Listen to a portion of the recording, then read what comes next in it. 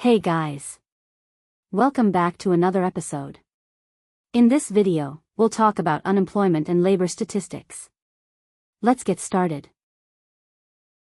The unemployment rate is the percentage of the labor force that is out of work.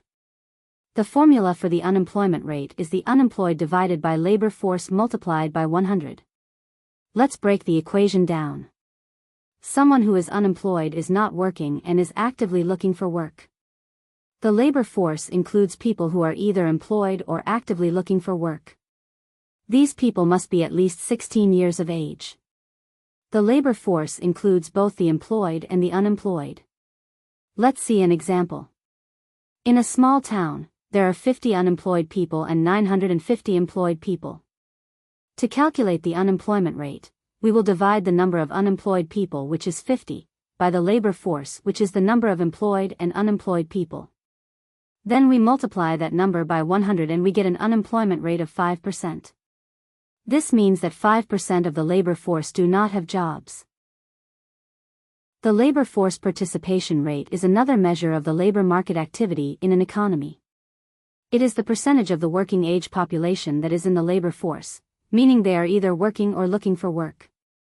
The formula for this is the labor force divided by the working age population multiplied by 100.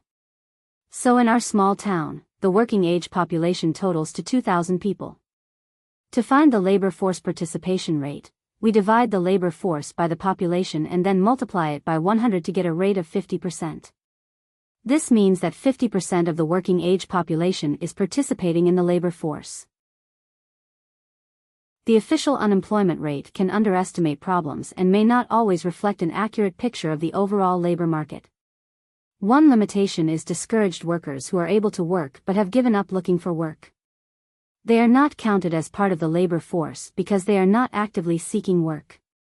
The unemployment rate may appear lower than it actually is when discouraged workers are not factored in. Another limitation is underemployed workers who are members of the labor force who have part-time jobs but are looking for full-time jobs. They are counted as employed. When underemployed workers are factored in, it makes things in the labor market appear better than it really is. The final limitation is labor force participation. When people leave the labor force because they gave up looking for work, the unemployment rate falls, giving a false sense that the labor market has improved. There are 3 types of unemployment that you need to know. Frictional unemployment occurs when workers are in between jobs or are entering or re-entering the workforce. It is a natural part of a healthy economy. Structural unemployment occurs when there is a mismatch between the skills and abilities of workers and the requirements of available jobs. It can be caused by technological advancements or shifts in the types of goods and services that are in demand. Structural unemployment is also a natural part of a healthy economy as well. As the economy changes, some structural unemployment is inevitable. Cyclical unemployment is caused by an economic recession or downturn, when production and hiring is cut back. This is not natural and is considered unhealthy unemployment because it is a result of a decline in economic activity. When the economy is healthy and at full employment, the unemployment rate will equal what is called the natural rate of unemployment or the NRU. Full employment occurs when there is zero cyclical unemployment. Frictional and structural unemployment will always exist since they are natural. So, the natural rate of unemployment or NRU is the unemployment rate that would exist when there is only frictional and structural unemployment and no cyclical unemployment. Deviation of the actual unemployment rate from the natural rate is considered cyclical unemployment. So if the actual unemployment rate is 9% and the NRU is 5%, then there is 4% cyclical unemployment.